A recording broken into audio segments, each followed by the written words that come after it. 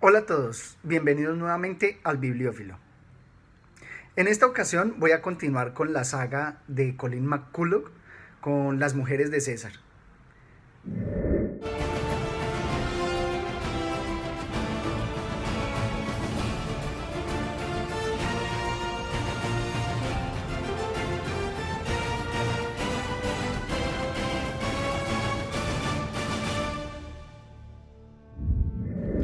En esta obra apasionante encontramos el sello de Colin McCulloch.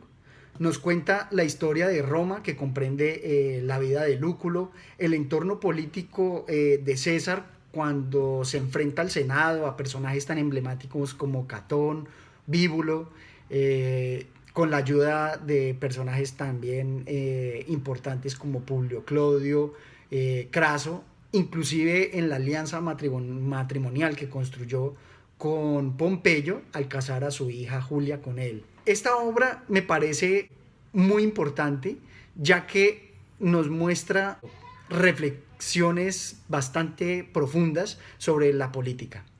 Aparte de la historia de Lúculo, nos va a presentar la historia de la conjuración de Catilina y el papel tan importante que cumplió Cicerón en su consulado para el descubrimiento de esta conjuración y de cómo se realiza el castigo a estos perpetradores de la conspiración. El libro está desarrollado de forma impecable y, como nos lo va a mostrar Colin, está lleno de su erudición. Me parece que la interpretación que da al juicio de Ravirio es de gran importancia. Precisamente ella lo destaca dentro del apéndice del libro. Realmente es una contribución para el conocimiento de esta época.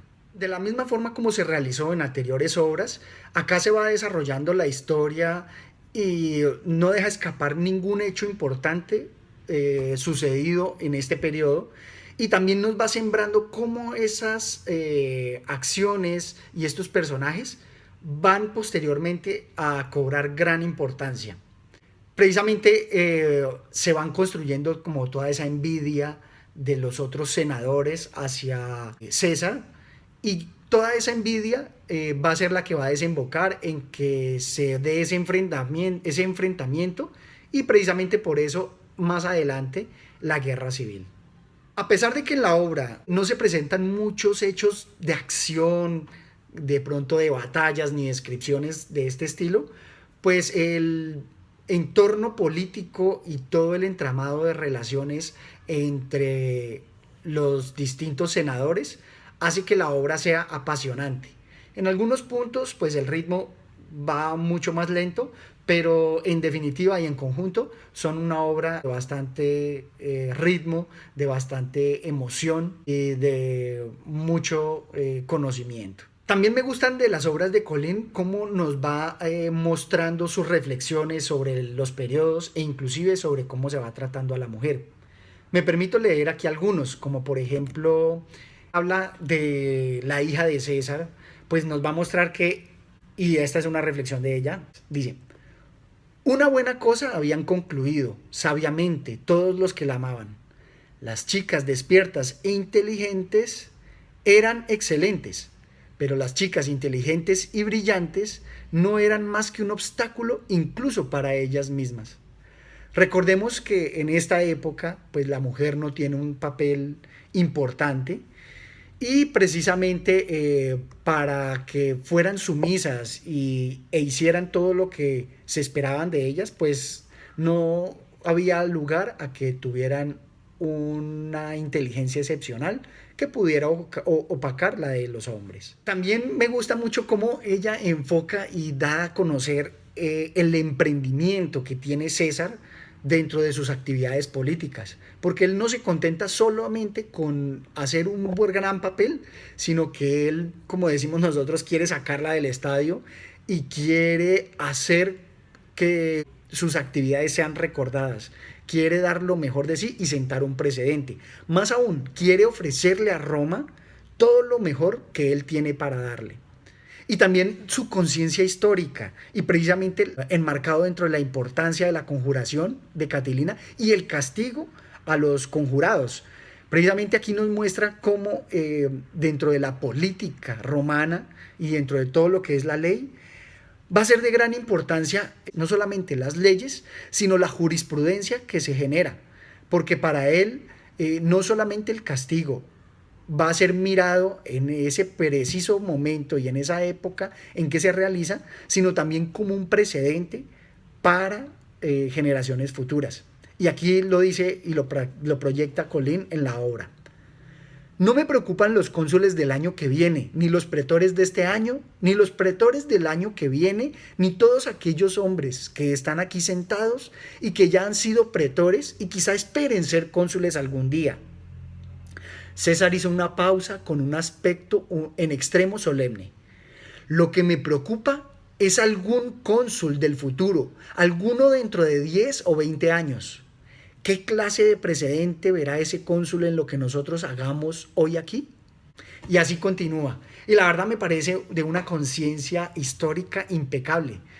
Precisamente como nos los va mostrando Colin a través de esta saga, vemos que las acciones primero de Cayo Mario, inclusive antes de él, todo lo que son los hermanos Graco con sus pequeñas revoluciones agrarias y con el otorgamiento de la ciudadanía a los itálicos, se hubieran podido evitar guerras futuras, enfrentamientos futuros, y más aún van creando el precedente de cómo va a gestionarse la política dentro de Roma.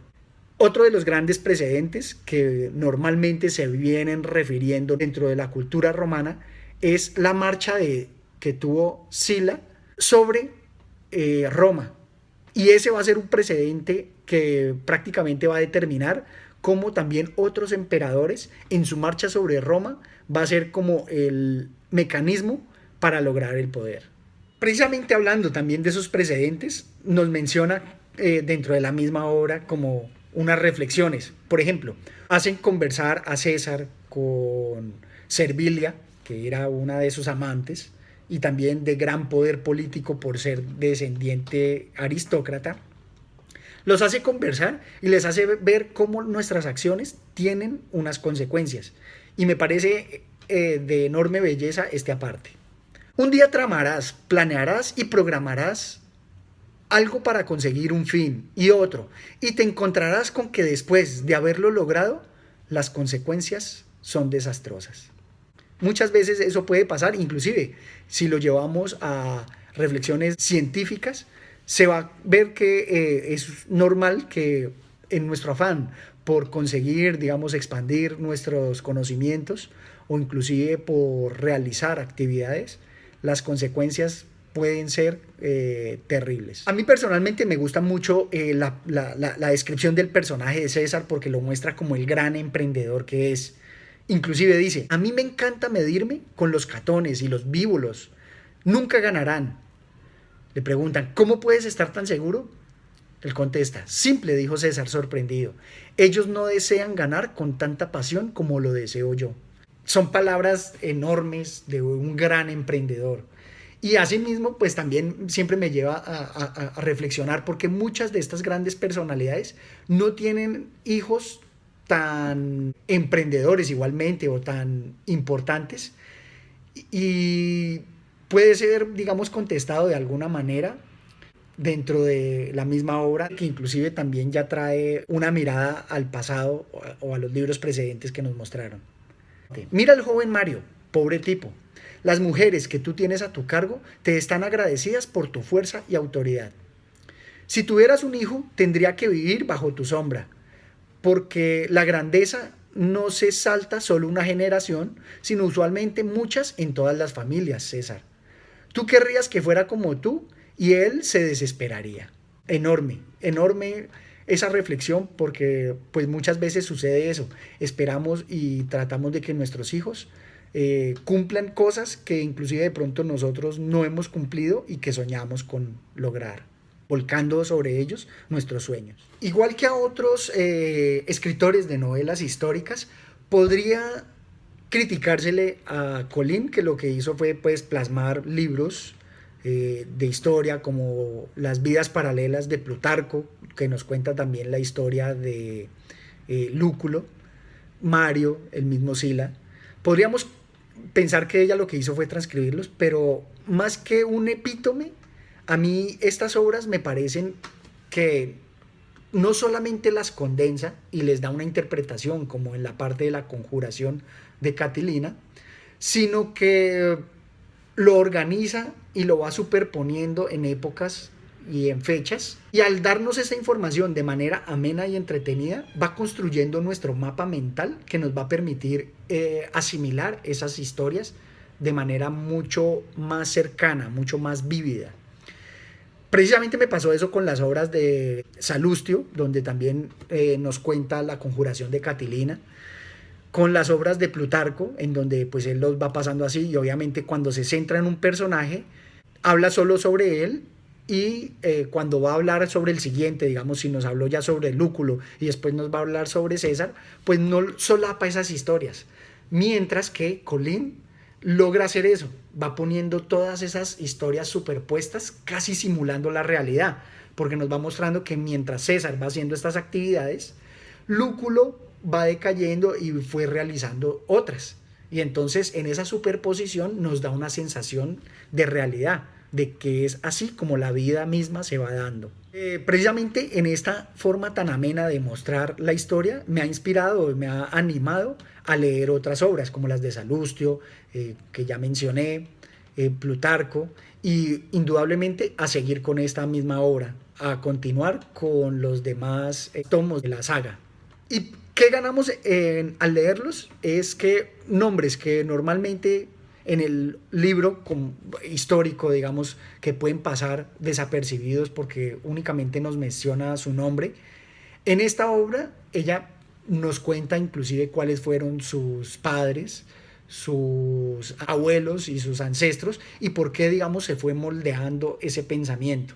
Me parece eso de enorme valor porque más que, como lo dije ahorita, más que un epítome, realmente está condensando y mostrándonos todos estos libros a través de una novela. Me parece que ese diálogo que damos mentalmente entre esta obra con los libros de historia hace que se dé un diálogo enriquecedor y precisamente tu mente va a comparar constantemente qué hechos históricos son realmente creación del autor y qué otros sí son pues prácticamente la descripción que están dando los historiadores. Me parece que esa conversación entre esos libros es fundamental y es inspiradora.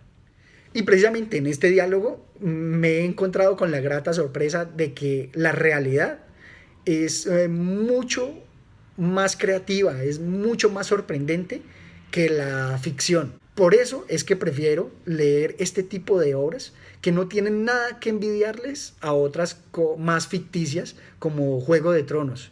Si alguien quiere de pronto sentir todas esas emociones, estoy seguro que en estas obras de Colín va a encontrar esa lucha por el poder, por los tronos y lleno de artimañas, subterfugios y un poco más de actividades a veces inmorales, con la ventaja que tiene que no solamente son históricos y verdaderos, sino que además te hacen reflexionar sobre el género humano. Pues eso es todo cuanto tenía por contarles hoy. Espero contar con ustedes en una próxima oportunidad. Muchas gracias.